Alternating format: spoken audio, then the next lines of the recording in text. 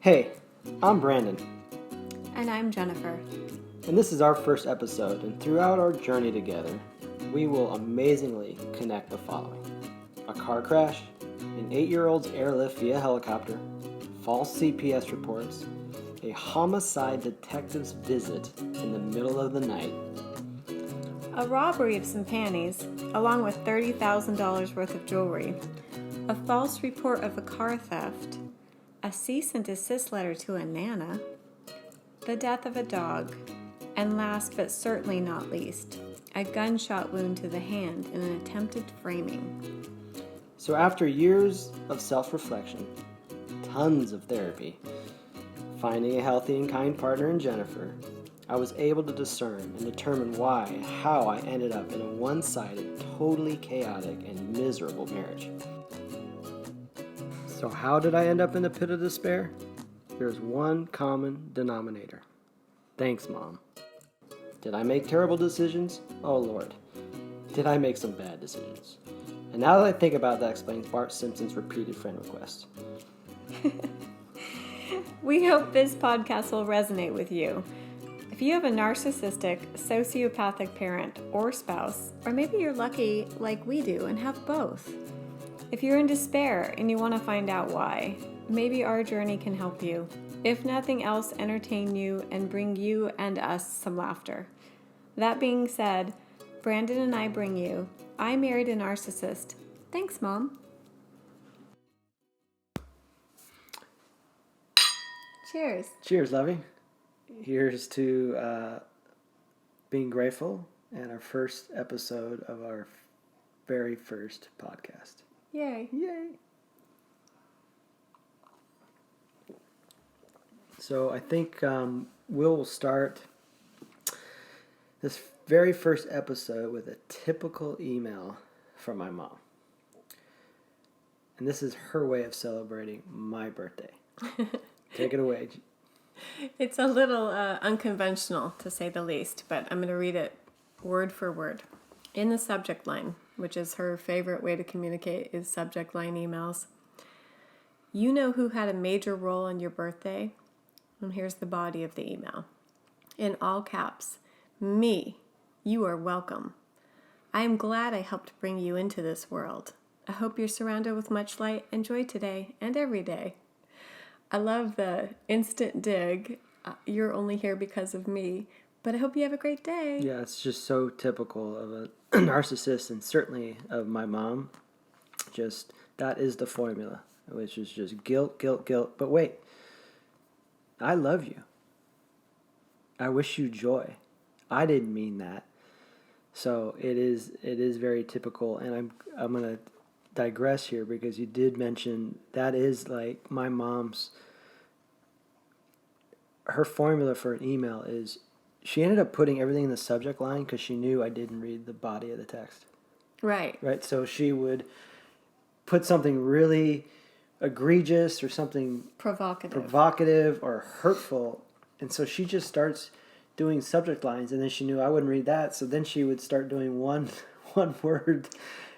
You, next email, are a terrible son. So that'd be 5 emails. But anyway, I digress.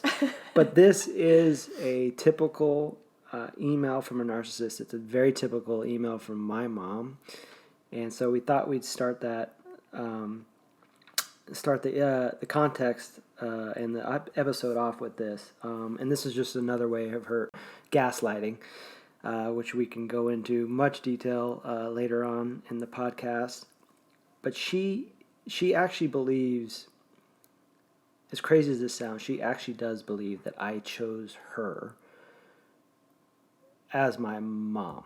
And she told you guys that like several times. Yeah. Oh, absolutely. No, and she's kind of subscribed to different thinking than most. That she actually believes that children choose their parents. So that fits her narrative for sure. And that has been the narrative my whole life. It's, kind of taken on more of a grotesque avenue later, in the most recent years. And she's believed that she's entitled to full access to every point of my life because I chose her as a mom. So that entitles her full access. Full access to, they're not my kids, they're her grandchildren. Right.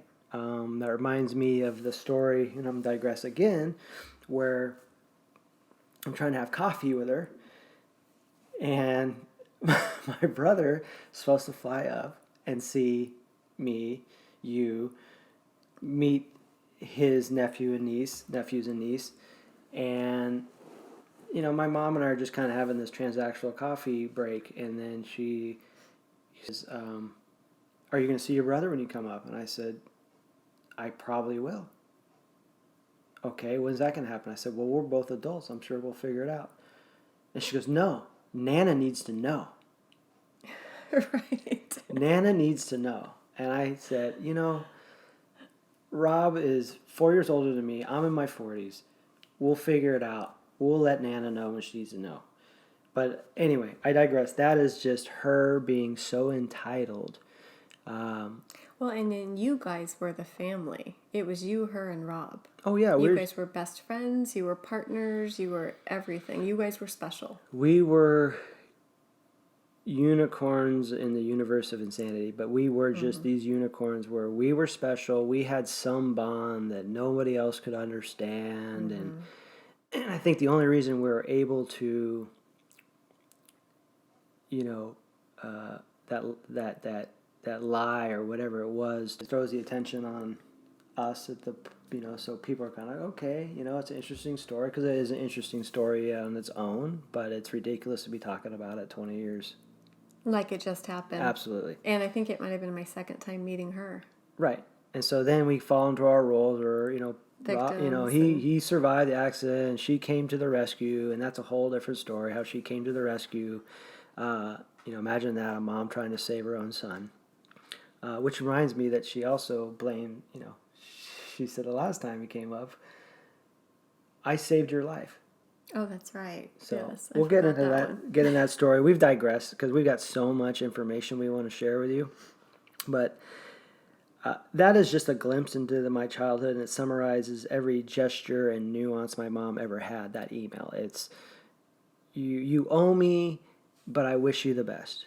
And so that is difficult. So some of you out there may experience that with your family, and it's just good to recognize that.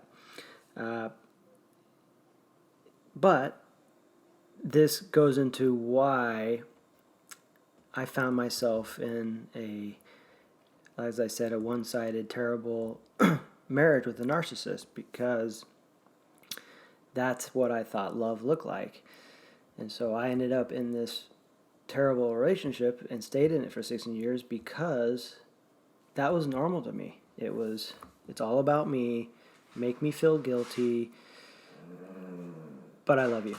Right. Constant manipulation in some way, shape, or form. Constant. And it's just to feed them. Absolutely.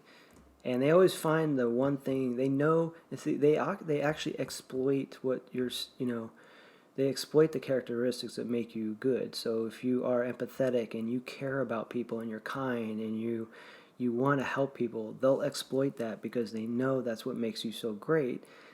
So then they twist that, and so that's tough. And my mom was an expert at it. My ex-wife was an expert at it. So I ended up marrying my mom, which that is obviously pretty common, dating back to Oedipus, right? Mm-hmm. So after all that, I ended up closing 2 businesses, divorcing after 16 years, selling 2 properties, and was able to get full custody of the 3 children, and I've had full custody for the last 4 years. And it wasn't until I really hit rock bottom and was able to figure out how I ended up in that terrible situation. But that did lead me to investigate why I made so many bad decisions, as I referred to earlier. But it was by finally finding someone like you who loves me and is kind and is honest. There's no gaslighting. There's no, I'm listening to you because I'm going to serve it back to you later. But you allow me to explore my own feelings and to really, truly know what it feels like to feel and have emotions and what I like and what do I want.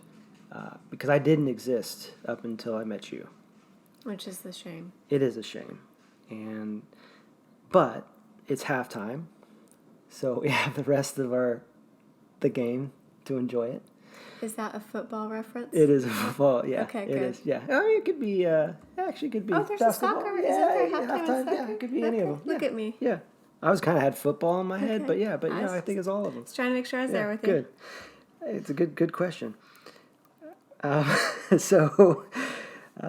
anyway, you gave me a safe place to express, and I think this is important. You gave me a very safe place and a soft landing to express what I felt was embarrassing life, my embarrassing mom and choices.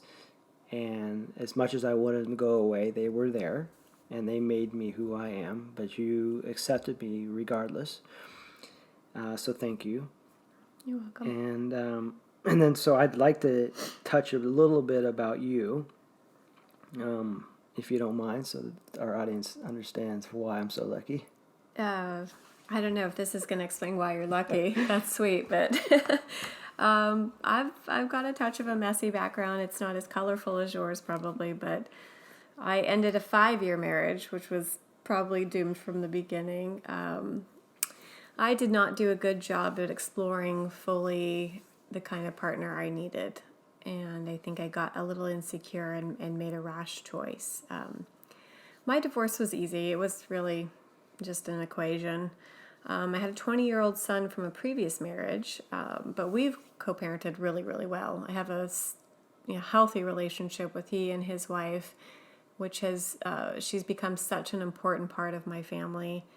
We really hit the jackpot with her. She's been a great stepmom to my son, and she's just a lovely human. Like, I couldn't have picked a better person to be on the other side of it. So my upbringing... So you're saying it is possible to get along with stepmoms and kids, and you can have a You can, coexisting but you have family. to have kindness on both sides. Okay. I actually thought I would probably end up being friends with the kid's mom until I realized who she was, your kid's mom. And what it has made me realize is that where I hit the jackpot is that Heather is so lovely and creative and cool, and like there's so many things about her that I enjoy. She's great. I can't even explain. And you want what's best for Drew, your son, and if that means a great stepmom, then so be it. Yeah, I mean, he's so lucky. That makes so much sense. And she made their family complete. Right. And he has 2 siblings that he got to, be a big brother to, which I think is just way cool because he's not going to get that from me. So, no, I think if everybody approaches that from an honest, kind standpoint, it's the easiest thing to do. Right. If you just want what's best for your child. Right.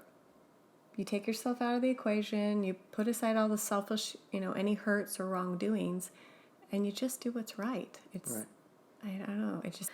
my dad was absent throughout our childhood. It wasn't a storybook, that's for sure. But I look back and my mom is a force. She was dealt a bad hand. She did the best she could with it. And we are so lucky to have her. I wouldn't trade her for the world. And I know my brother feels the same way. She's the best Nana on the planet. She's kind. And I mean, if you have a cough, you instantly get some syrup that she'll make from scratch. Right. And every text is love you, sweetie, and hearts. And she's golden. So I hit the jackpot with her as well, too, honestly. But it was a little messy from the outside in. My mom never asked to be my best friend. She never crossed boundaries. We were taught very healthy boundaries from the start. So when I see you navigate sometimes with your children or the way your family navigates with you, I'm confused sometimes because, my mom doesn't text me 10 times a day or email me or demand to know when I'm on vacation and then ridicule my decisions. She says, "Oh, that sounds amazing, sweetie. Have such a great time. Right, you deserve it. Love Enjoy you." It. Yeah. So I think in hindsight, I realized how lucky I am. And my stepdad, like the only father I've really ever known, other than my uncle, which he's an amazing, force in my life too. But I'm so blessed in so many ways that the things that were not great seem less important in hindsight. Right. because the fundamentals were very, very present in my life, clearly. Yeah, you have a wonderful family for sure. Yeah, so I'm pretty lucky. So I think... Well, yeah. I mean, I didn't even know what emotions were or what they felt like. I always behaved, as you know, early on, which was a struggle in our, just getting to know each other, because I always behaved in a way to anticipate how the other people were going to feel. And I don't know if people call it codependent or whatever, and jury's not out on that, but I know that I did. I made decisions and acted in a way to anticipate how the other person was feeling, and as I've realized is that I'm mostly wrong. And it's frustrating. On what the other people are feeling. I'm like, you're feeling this, or they're feeling this, or well, I'm going to say this. And so I was constantly on edge to try to anticipate. And I know that that's not how you have healthy relationships. And I've worked through that and still am. And I appreciate that. But that's what my upbringing did. I had to constantly, with my mom, anticipate what she was going to do or how she was going to feel or what did I say or what is she looking for. And I could tell you, just to interrupt for a second, is the reason that it didn't sit well with me is it never felt authentic. And I wanted to get to know you. Right. So whenever I would see that you were formulating... I know, you're still getting there, but when I'd watch you formulate or calculate a response, and it was always... I just want your gut response because that's always the honest and real one. Yeah, but a lot of the time I didn't know what that gut was. That's true. I mean, as you met me, I didn't even know. I mean, just to put in context, like, you kind of made fun of me, which is true, but I didn't know if I needed a hard pillow, a soft pillow, a hard bed, I mean, I never existed. Certainly, that got reinforced in my marriage that long. I mean, that's, we'll dive into that, but I did not...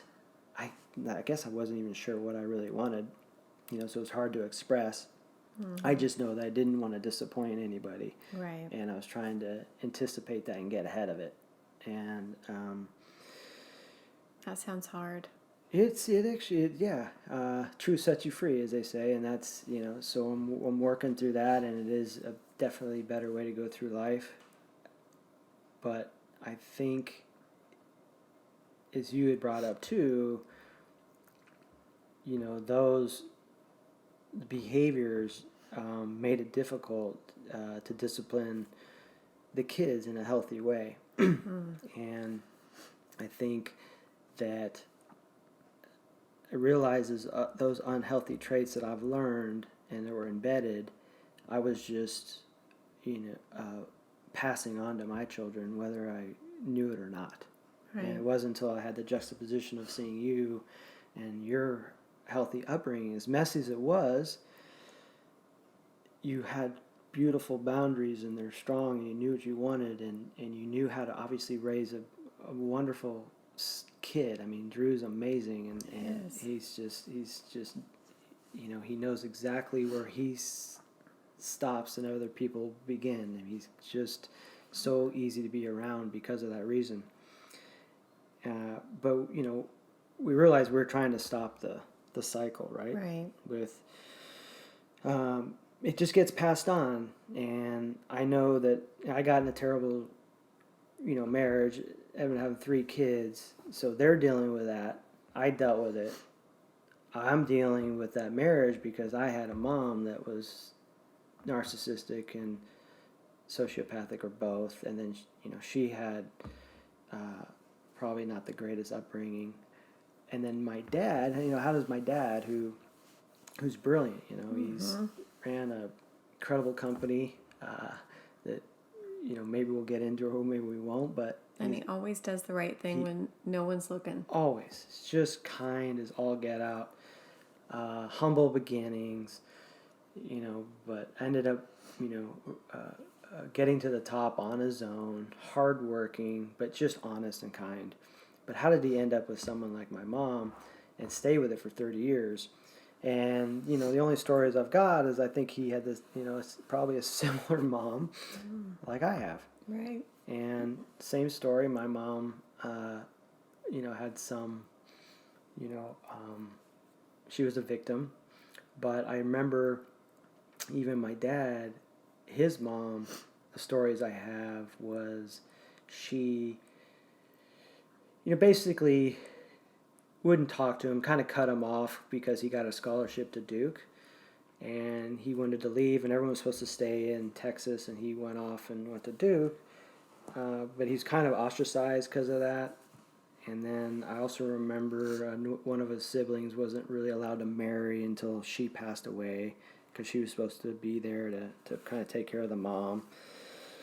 And then I also remember when the mom passed away, everybody's in the hallway and no one hugged each other. Oh, God. I mean, it was just like, I just remember going, I mean, even from my perspective, but I was young and probably, had some healthy relationships with my friends and stuff, but I just remember, being in the hallway and...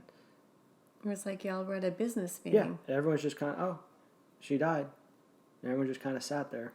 Wow. And there's 3 siblings and a husband, and I think there were some other friends, and it was just, no one. And that's healthy attachments. Right. If y'all were to console and give each other, snugs and things that you need when you're hurting, but nobody acknowledges it because everyone's so uncomfortable. Right. And that, you kind of remember that story with, and the same thing happened, right? Yeah, no, Dominic, I don't remember which trauma he spoke of because he's quite the sharer, but I do remember him bursting into tears because he felt safe to talk about something. Because we were having dinner, right? Yes. Yeah, and he was talking about some trauma that he had when he was with the bio mom. Yeah. When we were still fighting over the 50-50. Yeah, and I just remember him bursting into tears and looking across the table and everybody just looking at him. And he turns to me and gives me a good hug. And I think I gestured to you guys to probably hey, everyone, please join in. This is what families do. You console and Our love. alien leaders didn't teach us that before they sent us here. That was clearly evident at that moment. I got a really quick dose into the other 2 just staring at the one crying. It was... So now you do a great job. You say, hey, guys, get up and give your brother a hug.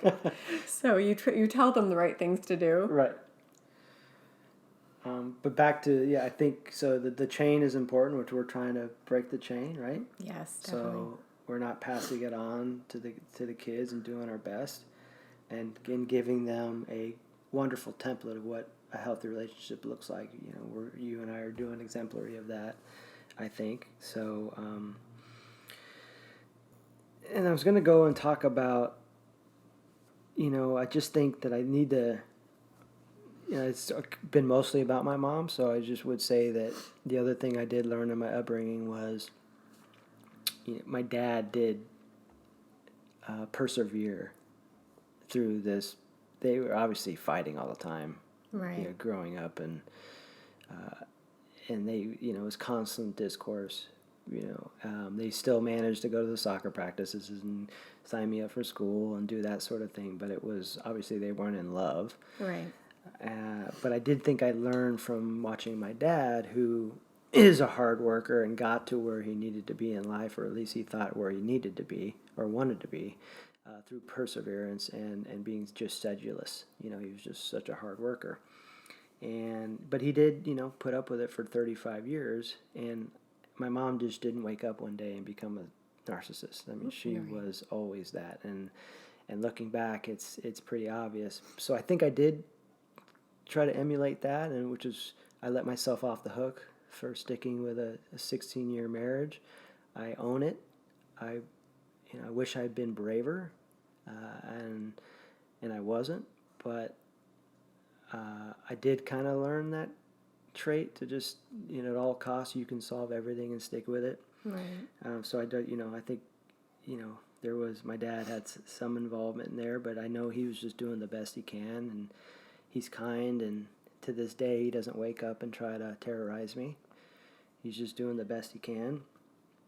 But that was what taught me what, so that whole thing was what love looked like, right? That's confusing. It is confusing, and we're not going to pass that on. And it's not just, you don't stick with it at all cost. No.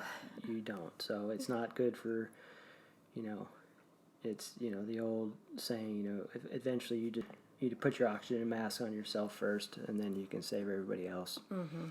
So, but stick with it at all costs. That's great when you're playing tennis, and it's great when you're playing soccer, but it sucks just a little bit when you're in a terrible marriage.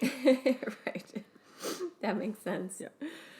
Yeah, I think when you look back, my one question is, because it's such a dogged history. Like, you stuck with it to the sense that I don't think no one can figure out, like, why did you stay with this human? And I think, when did you know, or what early moments do you have, because I know it has to go back to your childhood, something that was instilled in you that you just stay with it. But when you were young, did you ever have, or do you ever have moments that you go back and you go, God, this is a little bit off. My friends aren't like this. They're not always with their mom. Or is there anything? Yeah, I mean, now... In high school, I guess. Oh, looking back through healthy lenses, I can see then. We were, it was... I was going to private school, doing well at tennis and soccer and so no, on the outside, lived in a great house, had friends all the time over. So no, from at that moment, transported in time, it looked normal to me. Right. Deep down, I thought something was really abnormal. So you felt it then? I did. You just didn't know. I just couldn't figure out, because I had nothing to pinpoint. I wasn't getting beaten. Right. I didn't have any bruises. My dad is like, this is what marriage is. It's not perfect, but you do what you can, and then you raise a family, and I had good grades. I had good friends. So I went to college. Yeah, it was a little weird where we had this little thing, and I was embarrassing in a fraternity. I still love you. Thank you, love. Yeah. But I don't have any tattoos. But Thank God. Yeah. But I was in a fraternity. I just remember, and it's a silly story, but you had to go around and you had to tell your most embarrassing story. Did you have to hold anything when you talked about it? Yeah, it was a bottle of liquor. Of course it was. Okay. Yeah. And everyone had lost my brother, lost my sibling, was sexually it got to me. I'm like, I have nothing to say. You didn't say because you were so good looking? No, I didn't know. That was the guy next to me. Oh, got it. Okay. Yeah. Got it. And so, thanks, love. You're welcome. But no, so it was weird because I knew there was something wrong, but I couldn't pinpoint it. Yeah. So I didn't have anything to say. And then, I think, 2 weeks later, my mom comes down to visit me at college, right? And that's not glaring. When she brings the beer and hangs out with your friends, and then makes out with one of them. Exactly. So yeah. But looking back at high school, yes, it started with she would take me all of my tennis tournaments and soccer, and then it ended up becoming I was her best friend. Eek. What am I gonna do? I'm gonna miss you when you go away, and then she'd sprinkle things where she's not getting along with my dad. No teenager should ever know how infrequent your parents have sex. Right? So those are little things sprinkled. How she was in she has to cry in the bathroom. And so, yeah, looking back, that's so abnormal. Yeah. At the moment, it was just sprinkled in. Right. But the doozy and the kicker was, I think, most definitely, was when she dropped the bomb that she was abused growing up. And for someone in high school who is taught to adore your mom, and all that, then that was really devastating. And then, for anybody, that's devastating. Totally. You just don't want to hear that, and you get angry and you feel sorry. Right. And then, but I shouldn't have been subjected to those details and what happened, and certainly not piggybacking them getting a divorce. Right. And that seems calculated. Yeah. So my parents got a divorce. That's, she missed out on childhood because she had abuse. And then, and so that catapulted them getting a divorce, and it was because of that. But me and my brother felt really terrible for her. Right. You know, we just felt so bad that happened to her. So we wanted the best for her, and she did, you know, sell the I missed out on my childhood, and for anyone that's happened to, I can't even imagine, you know, for anyone that what she went through, that's terrible. But that burden shouldn't be put on to me or my brother. Right. And it was.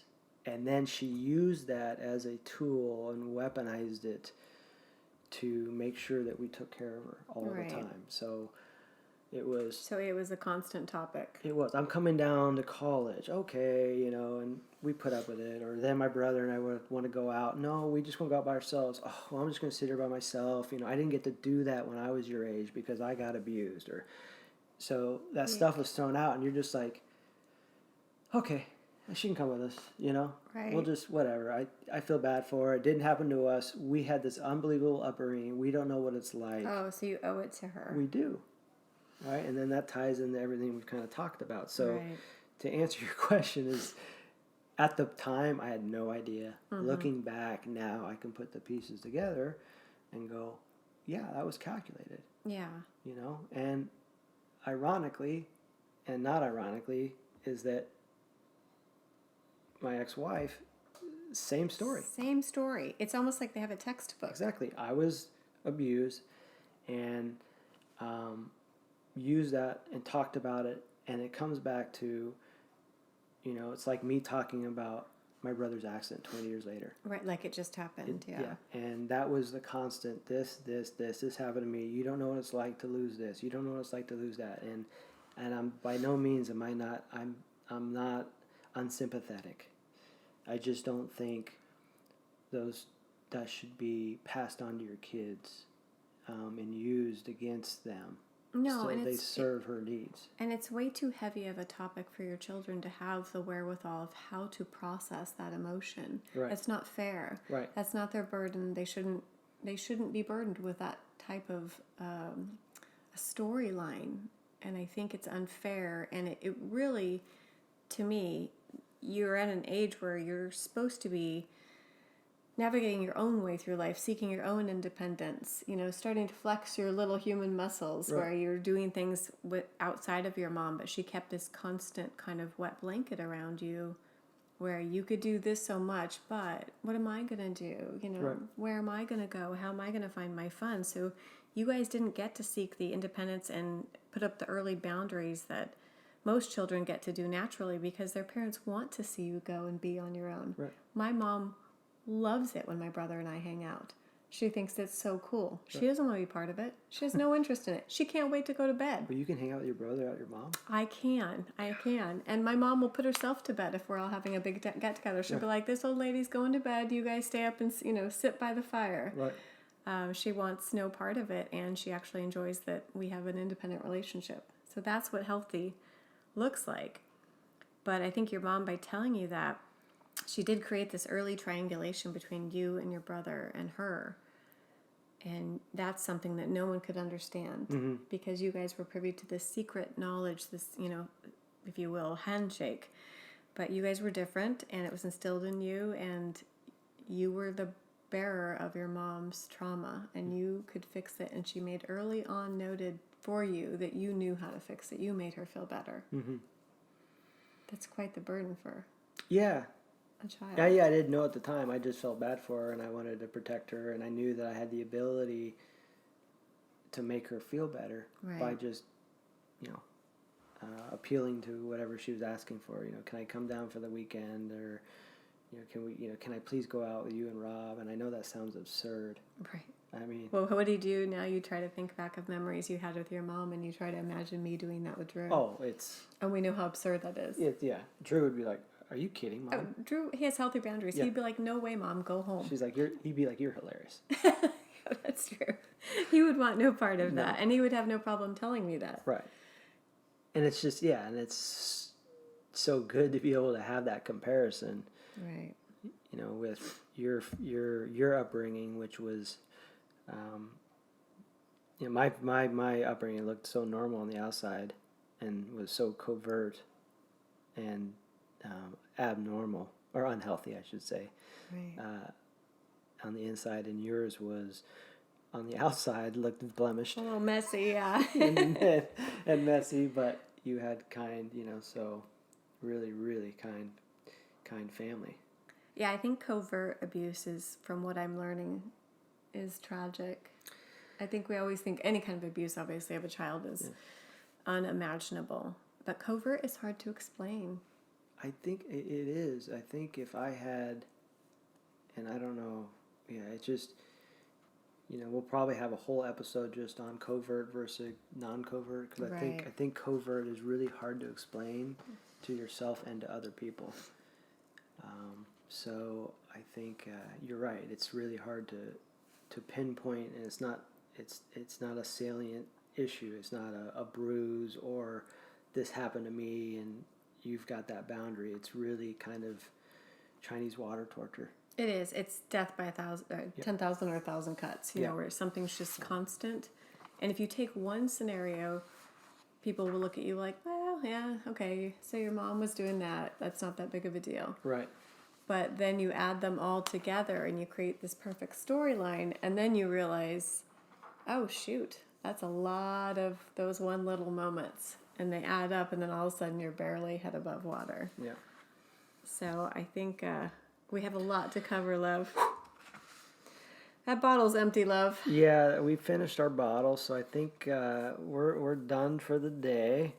I think we'll do this the same time, same place. We'll try to, do it. Yeah, I think you got another email. I think you should end with this email. This is a good one. All right, let me just look at my bag of goodies from my mom. Oh, wait, here's one. Didn't have to look very far. So I'm going to incorporate. This one starts off with my mom to me, and then I later share it with my brother and hope that he's going to see how messed up it is, and he doesn't. But September 22nd, 2019, email from my mom. Let's see, it says, give me a second here. Oh, yeah, subject line, of course, sorry. I was looking at the bottom of the email, that's absurd. It's in the subject. Subject line terrorist. Yeah, to me, I asked to meet with your therapist with you last year and you denied it. I have never been afraid of that. So just so we get everyone in the audience listen, my mom wanted to meet with my therapist. Helping you through your childhood trauma. Right. So, and of course I did deny it because I was able to find a boundary. Right. Good for you, love. Thank you. So I sent it to my brother and I said, I asked for time and space. No, I sent it back to her. I said, I asked for time and space. I said, yet you refused to give that to me and reply with more guilt and shame. That is too bad and hurts that you can't see it. I said, you should get some help. And it can't be either one of your sons. Yeah. And she didn't respond. So I sent it to my brother just to say, I said, read this one. My mom asked to meet with my therapist. Are you effing kidding me? Couples therapy with my mom? ? WTF. My brother, I agree. I told her that was unimaginable. I said, I am so glad that you told her it was unimaginable. How great for you. Wow. Bang up job. So anyway, that's the email, September 26th. I think that'll be a good lead into next episode. It will. And the threats of what happens when you start getting healthy in therapy. Oh yeah, flying monkeys, all that. They come out from the woodwork and put a lot of pressure and they'll find every angle. So we'll talk about that too. But anyway, thanks for listening to us. Yeah, thank you so much for the time. Hope you enjoyed it. And cheers to next week. Yeah. Cheers. Cheers.